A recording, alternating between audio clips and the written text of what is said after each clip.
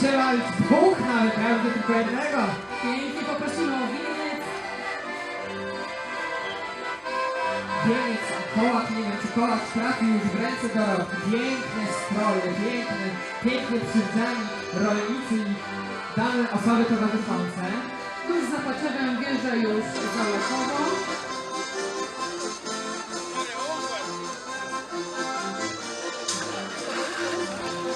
Wieńc Załakowo, tak? Poprosimy o zestawienie wieńca, przekazanie bochna dożynkowego, jeżeli takowy się pojawił, naszej koleżance Dorocie. Dorota tutaj przejmuje wszelkie bochny. Te delegacje pierwsze, które miały problemy z pojazdami, uciekły. Mam nadzieję, że dotrze gdzieś do nas pan wójt. Symbol pracy rolnika, ten materialny symbol, jakim jest chleb. Za chwilę wedle staropolskiej tradycji, ale też i kaszubskiej tradycji, chleb ten zostanie przekazany władzom gminy, jak i też gościom.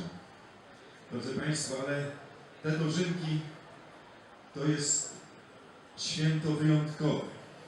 Oprócz gości, którzy do nas tutaj przyjeżdżają z różnych stron województwa, pewnie i zaszczycą nas tutaj i dostojnicy państwowi i samorządowi wielu szczebli. Dzisiaj gościmy też dosyć liczną delegację zaprzyjaźnionej gminy belgijskiej Saint-Guilain z panem Filipem Du na czele. Jest to delegacja tej gminy, z którą my mamy nawiązaną współpracę już ponad 17 lat. I to właśnie od nich, od władz tego miasta.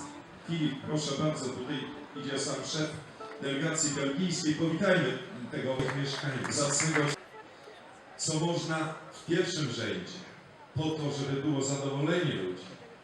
I drodzy Państwo, takie lekcje, żeśmy też tam i przechodzili, co też chyba z dobrym efektem widać to na co dzień. Sami, drodzy Państwo, zauważacie, jak się zmienia gmina, jak się zmienia Polska. I to wszystko, to z reguły są wysiłki samorządowców wielu szczebli. My mamy w Polsce 2,5 tysiąca gmin. I miejskich, wiejskich, dużych, małych, tych wielkich miast jak Kraków, Warszawa, Łódź, Gdańsk, ale też malutkie gminy liczące około 3000 mieszkańców.